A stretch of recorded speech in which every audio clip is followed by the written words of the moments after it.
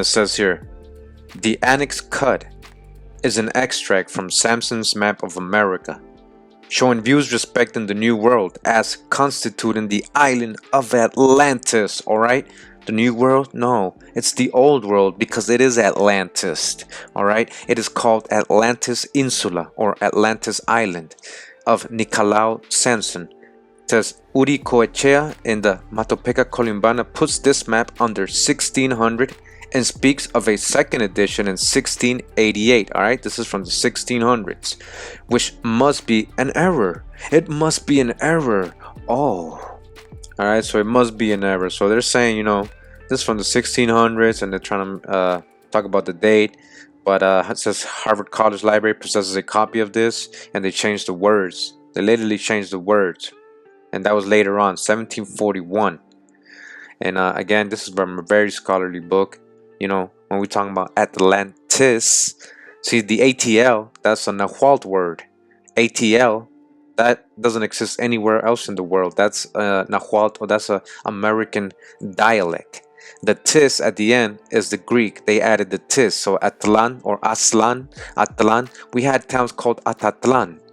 Atatlan in Panama, Honduras, you know, in different places. Atatlan, Guatemala, Atatlan. And then you add the tis, Atlantis, right? Atlantis, because that's what they remember. You know, remember the Greeks are telling the story. All right. Now let's see what else these Greeks know. I want to show you some things that I don't think you even knew existed. It goes against everything Manifest Destiny teaches about Native Americans. And I want you to know this part of our history because people erased it, and we'll get to that later on in the program. Erased it intentionally. Erased it intentionally. All right, now I just want to read real quick from this book. We're going to actually get into this book a lot in future videos. I just want to read a little excerpt from this book that correlates with what we were just talking about, or showing the map, you know, in the 1600s. Now, this book is called The New Atlantis. It says here, begun by the Lord Verulam, Viscount St. Albans, and continued by R.H. Esquire. Actually, this book is very famous because it was written by Francis Bacon. All right, so-called Francis Bacon. All right, who's Francis Bacon? Is that really Shakespeare? Some say it is. All right, Francis Bacon, and he wrote this in 1660. Bacon is a Sephardic Jewish name. Bacon, Francis Bacon was a Sephardic Jew, a crypto Jew. And I'm going to page 2 right here. And just again, real quick, we're gonna get it, you know, just to correlate, and just zoom in one more time. All right, it says the next day's conference relates how that though they lived remote and unknown to all other nations, yet they had the knowledge of the languages, books, and affairs of those that lie at farthest distance. How the great Atlantis, which we call America. All right, again, how the great Atlantis, which we actually call America. Atlantis is America. Remember, Atlantis, that's how they added the tis. ATL, that's a Nahuatl word. Atlantis, which we call America, abounded once in tall ships. How the people of Peru, through the South Sea, and those of Mexico through the Atlantic to the Mediterranean Sea, did both in 10 years' space make 2 great expeditions upon Ben Salem.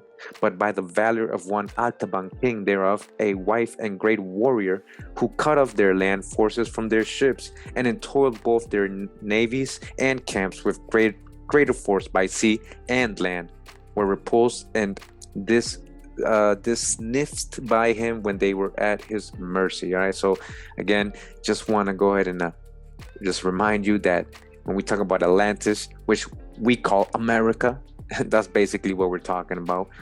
We're talking about the true old world. All right.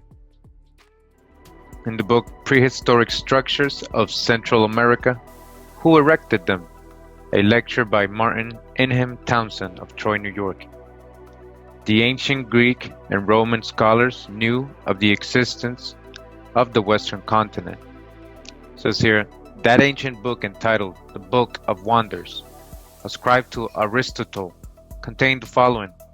When the Carthaginians, who were masters of the Western Ocean, observed that many traders and other men, attracted by the fertility of the soil, and the pleasant climate had fixed their homes, they feared that the knowledge of this land should reach other nations. A great concourse to it of men from the various lands of the earth would follow. That the conditions of life then so happy on that island would not only be unfavorably affected, but the Carthaginian Empire itself suffer injury, and the dominion of the sea be wrested from their hands. And so they issued a decree that no one, under penalty of death, should thereafter sail thither. And they're talking about America. This passage is quoted not merely with a claim that it refers to the continent of America, but for the purpose of showing how carefully the Phoenician people, whether Asiatic, Carthaginian, or Spanish, guarded from the great world the foreign discoveries which they had made, and where their kindred were enjoying prosperity, and to enable us to see how little likely their discoveries would be to come to the knowledge of the great mass of mankind. Let us look for a moment at some of the things which ancient Greeks and Latin authors have said indicating their knowledge of the existence of a Western continent.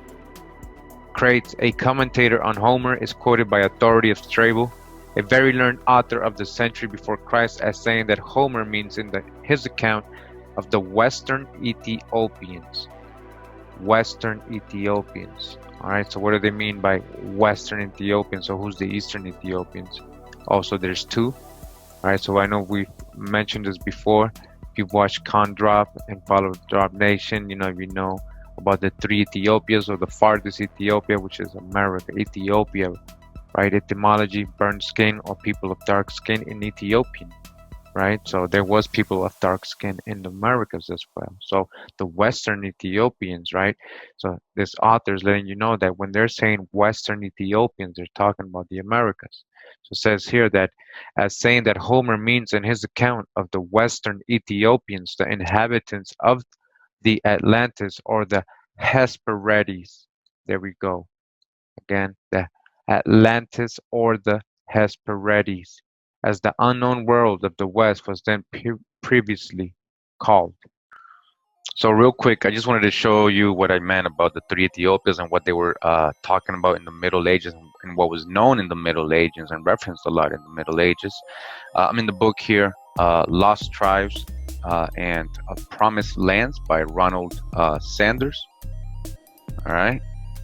So this book correlates a lot of the story or mythology or myths of Prester John, which AKA we see most likely was King David, and his land or the empire of Prester John, emperor of the Ethiopians, was actually in the whole Americas. All right. So it says, where then is the remarkable country? Our magnificent, writes Prester John, dominates the three Indias. Again, if you saw my past video, yes, there was three Indias and three Ethiopias. You see, even India at that time was not named India, it was called Hindustan. So when they're talking about the three Indias, they're talking about the tropical zones in the earth where the people indigo, or people of dark skin, the Indians, right, lived. Not just we're talking about like Hindus or like Indians, like what Columbus called the Aborigines.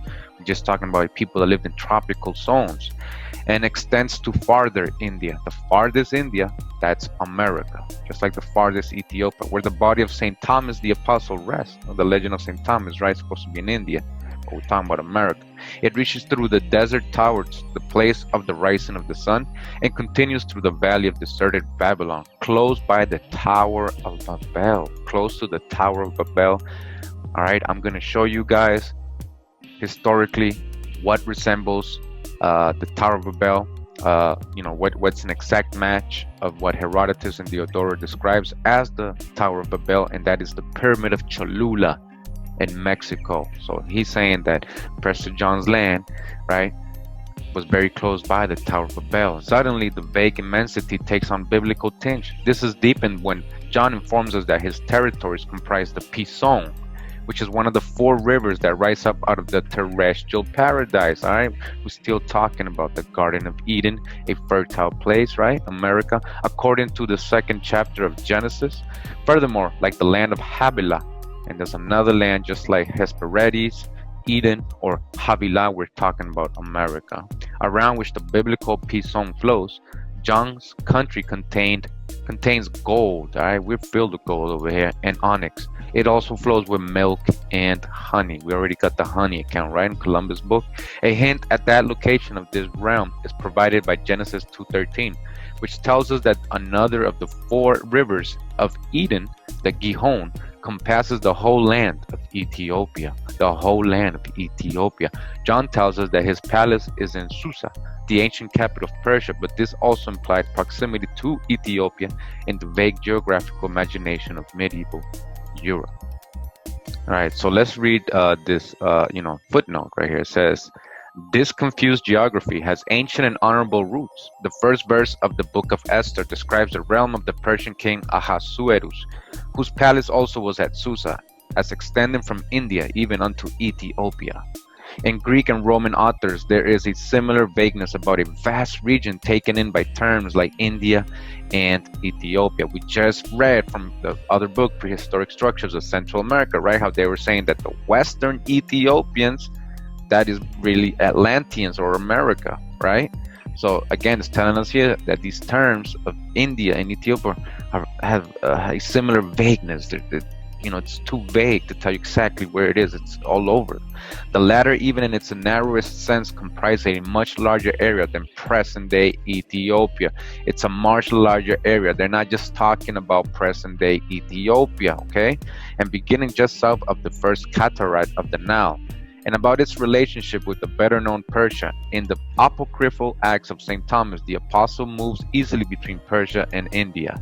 Starting roughly with the 5th century apocryphal writer, the Pseudo-Abdias, who describes the exploits of the apostles Thomas, Bartholomew, and Matthew in each of the three Indias. The three Indias. This latter concept became a standard one in the Middle Ages. All right, so this was a standard concept in the Middle Ages. What I'm trying to show you, that when we read in these old books and they're just saying, oh, he lived in India, or he lived in the Western Ethiopia, or in Ethiopia, you got to really research what they're talking about, because these places didn't exist back then, right? As a specific country or location like what we think of today. All right, again, one of the three Indias, it says, faced Ethiopia. One of the three Indias faced Ethiopia. According to the Pseudo-Abdias, the second faced Persia, and the third occupied the ends of the world, the ends of the earth, right? Farthest India, America, where they hadn't gone, between the ocean and the realm of darkness, because that's where the sun sets too, right? The West underworld, a lot of underworld mythology related to America, especially when you read Egyptian hieroglyphs, and basically most of the Mesoamerican culture. They also say, that is the underworld, right? Because the sun sets there. The third became especially fruitful for the geographical imagination. All right, so listen to this. The third India, right, became especially fruitful for the geographical imagination, the region of untold highlands, in which the plural term Indias, etymologically one and the same as Indies. Okay, the Indias. When you hear in Indias in any of these old books, they're just talking about the Indies, West Indies. All right, came to rest for one and for all. Continuing with the footnote, there also were less mysterious, more valid definitions of the three Indias among medieval geographers. Listen to this: among medieval geographers, but for most Europeans, even learned ones, the term covered a vast and distant region of dark-skinned peoples. All right, India wasn't over there what we think of India as a country today. When they were referring to India or Ethiopia, right, it just meant a distant region of dark-skinned peoples. What does Ethiopia mean? A burnt skin or burnt face, right? It doesn't mean a specific country like what we think today. It was a region covered, a vast distant region of dark-skinned peoples, culminating in a countless array of islands in one direction, and Ethiopia, the biblical Kush, in the other. And so it says, to the extent that his blackness, right, they're talking about his skin color, and they're talking about Prester John or King David, was that of an Ethiopian. All right, The extent of his blackness was that of an Ethiopian. John's emergent coloration had a long and not always unfavorable history in European eyes. It should be pointed out that, like the geographical term Ethiopia, the anthropological ones Ethiop, and Ethiopian were in ancient and medieval times thoroughly ambiguous. All right, these terms were thoroughly ambiguous. So when we're reading Greeks mention Ethiopians, we have to be very careful of what we're reading. We have to really research, trace the word etymologically, and see what they're trying to say to us. All right. So again, the anthropological ones, Ethiopia, were in ancient and medieval times thoroughly ambiguous. When they referred to someone from a specific region, they were close to our modern usage, even though that region, which began at the Upper Nile and had its capital at Meroe, sometimes stretched southward and eastward as far as the imagination would allow. But Ethiopian served to designate color. Again, but Ethiopian served to designate color before it came to be applied to a region. Again, what does Ethiopian mean? They just mean you, so-called Negro. They're talking about dark-skinned people, color. They're not talking about that you're from Ethiopia, the country, or that region in Africa. Again, but Ethiopian served to designate color before it came to be applied to a region. The Greek Aethiops, from which it is derived, literally meant burnt face, and referred to any person of black complexion. Any person of black complexion, talking about you. I've been telling you this whole time. Whatever his place of origin, Are you of a so-called black complexion, dark skin, and you're living in America? You're an Ethiopian then. You understand what they're trying to say? Homer said of the Ethiopians, listen to this, came from the Greeks right now. Homer said of the Ethiopians that they live at the ends of the earth. The Ethiopians live at the ends of the earth. They're talking about America because that was so far for them at that time. Some near the sunrise and some near the sunset. What is it trying to tell you? That there's Ethiopians, or so-called black people with black complexion, living all over the world where the sun rises and where it sets. In later antiquity, the word tended to become restricted to black Africans. So this became restricted eventually to black Africans, meaning either any Negro or someone specifically from Ethiopia. All right, with parentheses. The biblical term Cush and Cushi, which may have been specifically geographical designations from the outset, came to be translated Ethiopia and Ethiopian. So eventually they turned Cush to mean the same as Ethiopia, but it was never like that in the beginning, respectively, and the ambiguity was thereby reinforced. All right. So the attitudes toward the Ethiopians or Cushites on the part of both the ancient Greek and the Old Testament literatures are strikingly free of the color prejudices of later times. All right, so when the Greeks or the Old Testament is talking about Ethiopians, it's not the same as later on when they're referencing the same word. All right, that's what he's trying to tell you. All right, true.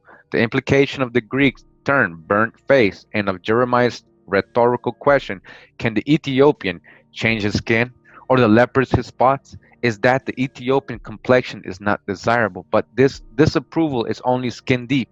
The Ethiops had unfortunately been burnt black by the sun, but this had not affected his soul. Indeed, for Herodotus, it had not even harmed his appearance, for in one passage in the Persian Wars, we read that the Ethiopians are said to be the tallest and handsomest men in the whole world.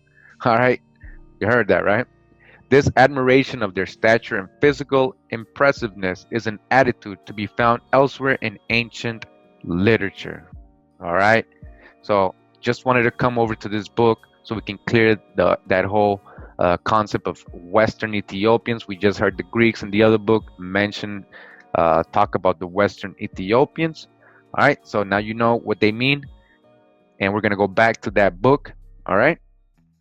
Pliny also, 631-36, locates the Western Ethiopians somewhere in the Atlantic. This shows that Crates and Pliny believed that the great poet Homer believed in the existence of a great continent on the western shore of the Atlantic ocean. Plato says in his Timaeus in chapter 6, and this is a story we all know, the sea, the Atlantic Ocean, was indeed navigable, and had an island front in the mouth which you and your tongue called the Pillars of Hercules. So saying, very important, Plato, how he says that in his time, you can't cross the Atlantic. It's not navigable. Because when he's retelling the story of Atlantis, he's saying that it was navigable. So in his time, it's not. All right. And this island, he says, is larger than Libya and Asia put together. And there's a passage hence for travelers of that day to the rest of the islands, as well as from those islands to the whole opposite of the continent that surrounds the real sea. It says here, Humboldt quotes that Anaxagoras, who was born 500 years BC and was at most prominent Greek philosopher, speaks of the grand division of the world beyond the ocean. Alien in his Varia Historia, Book 3, Chapter 18, cites Theopompus, an eminent Greek historian born about 300 years BC, as stating that the Meropians inhabit a large continent beyond the ocean, in comparison with which the known world was but an island. Aristotle says in chapter 84 and 85, beyond the Pillars of Hercules, they say that an inhabited island was discovered by the Carthaginians, which abounded in forests and navigable rivers, and fruits of all kinds. All right, we just read, right?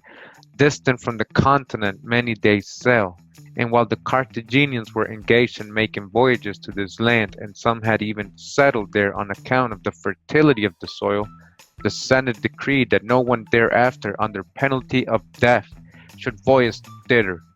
Aristotle was born 384 years before Christ. So you hear that? They made that a law. You couldn't go to the Americas. They made it a law. You hear that? Go research that.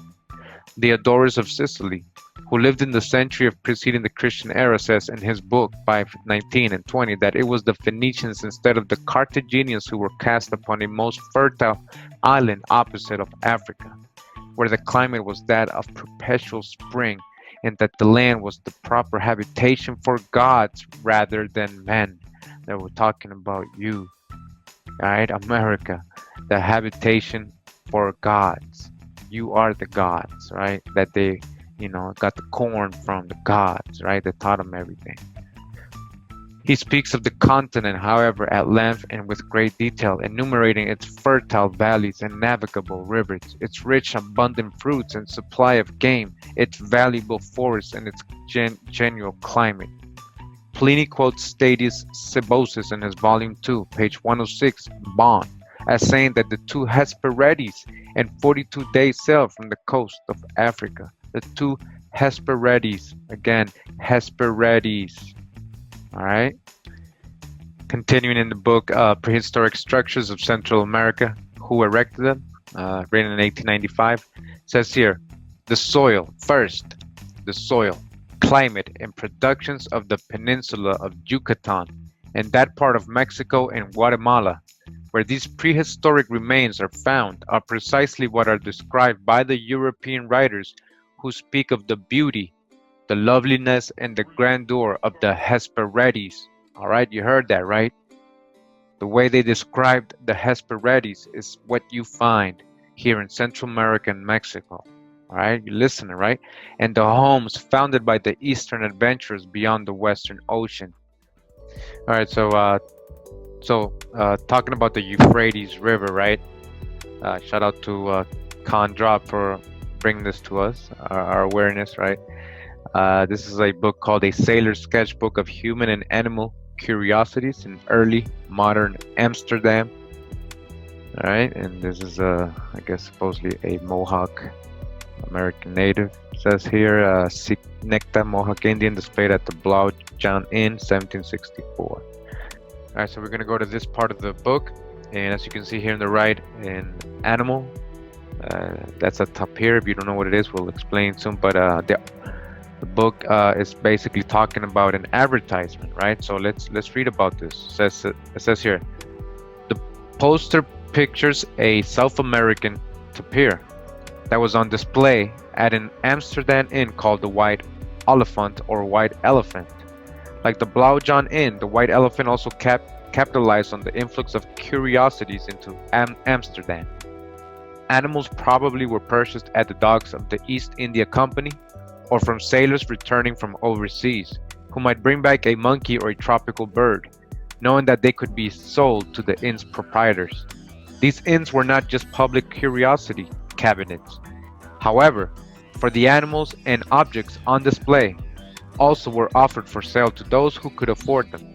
Thus, the inn's curious sights were not only exhibited for a fee, but were also rare and expensive commodities sold to wealthy collectors throughout Europe. The resultant mingling of social groups and practices was exceptional. The advertising poster that Belted preserved in his scrapbook probably was posted by the door of White Elephant Inn and other sites around the city, where it enticed viewers to come and see. The striking black and white woodcut of the unusual looking tapir attracts the eye so that even those who were not fluent readers might stop. All right, so they're talking about, this advertisement right here, right? All right. Look and even go in. The text follows with a broad invitation.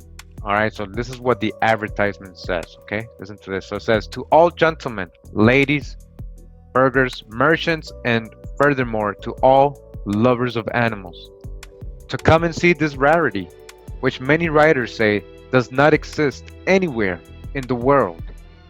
It had been captured in great difficulty and cost in the river Euphrates in America. Again, where did it get captured? In the river Euphrates in America. You see what they're saying right here? The river Euphrates in America.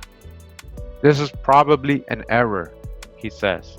The Euphrates River is far from America, but geographical accuracy clearly is not the issue here. So they're like, no, but they can't be talking about Euphrates River, right? Well, we'll see, right? The work of the posters is to conjure up an exotic locale for a beast that had not been seen by anyone in this country ever, attracting people to pay a small charge for a glimpse of this uncommon sight. Such a description fires the viewer's imagination.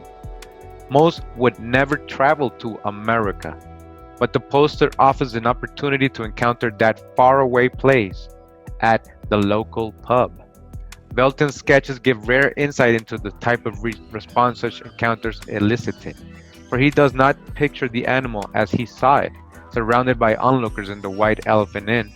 Rather, he paints a colorful gouge of several tapirs grazing peacefully in the waters of what is undoubtedly meant to be the Euphrates River in America. Undoubtedly meant to be the Euphrates River in America.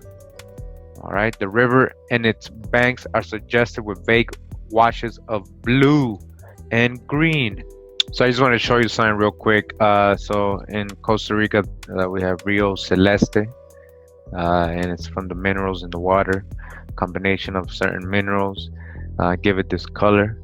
And Celeste means like sky blue or baby blue in Spanish.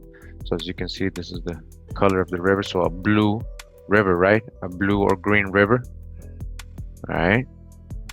So in Costa Rica, you would also actually will find literally a danta or tapir in a blue river or green river, as you can see here. It says here Rio Celeste, magical waters, and there's another one right here. All right, so you can see the tapir. It's actually native here to Costa Rica and a lot of places in the Americas and the tropical rainforest. Tapir in a blue river. All right, literally, it's not a mythical place. Euphrates River, could they have been talking about, the Amazon River, right, near the Orinoco? Again, the blue river, right, with a tapir. All right, so I want to finish up this part of this series, this video. I know you've been here 2 hours with me, And if you're still here, then you're one of the real ones. You're really one of the real ones. All right. So I want to finish up with this book, Atlantis and America, by Ivor Sapp and George Erickson, and Jaguar. He's been going in deep with this in his channel. We've been smashing this book up, and a lot of different books. So check that out. Check that series out, Atlantis and America. We got a lot of parts coming out. So in this book, I'm going to page 9. It says here, to many minds, the stories of myth were revived by these startling discoveries. Christopher Columbus even suggested that he might have discovered the original Garden of Eden. We already got that, right? The Church of Rome recoiled at that notion. State authorities and historians of the Age of Reason, who had long dismissed myth as a conduit of knowledge, similarly dismissed the Americas as a site of significant ancient civilization. So you see, they were dismissing it on purpose. But did not the discovery of so vast and sophisticated an empire at America's heart require the rational sciences to at least consider these civilizations as an important link in man's cultural history? The Catholic Church and conventional science both answered that essential question in the negative, so they didn't want to, right, purposely. In the 16th century, the Church of the Inquisition decreed that the peoples of the Americas were too primitive. Their city-states were judged more recent than Jesus Christ and the civilizations of the Mediterranean that had preceded him. So you see that they just gave us a more recent time. But it's all made up. This chronology, everything is all made up. In the 20th century, American archaeology echoed that edict by declaring that the ancient Maya emerged from barbarism during the 1st or 2nd century of the Christian era. They were judged too reasoned and too pagan to have played a significant role in the development of worldwide civilization. So you see that? They're taking credit from people who did originate civilization.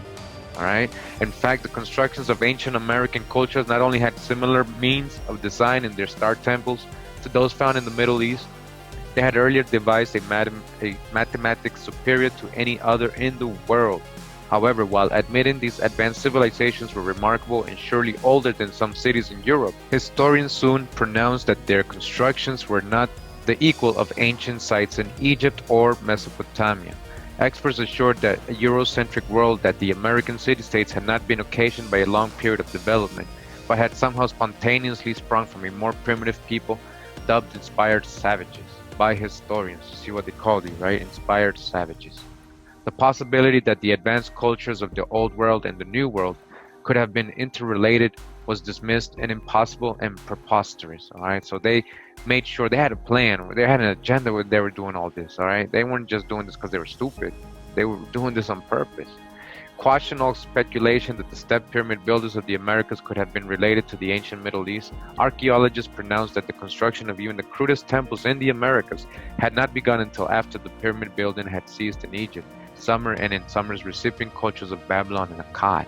But we already know that's false. We just got it from Smithsonian.com, right? Caral Supe. These simplistic declarations have been proven false. All right, we've already seen that. These simplistic declarations, we have proven that false. All right, this is false, people. All right, you want to keep believing over there in Egypt, Kemet, and all that, it's all the Babylonian.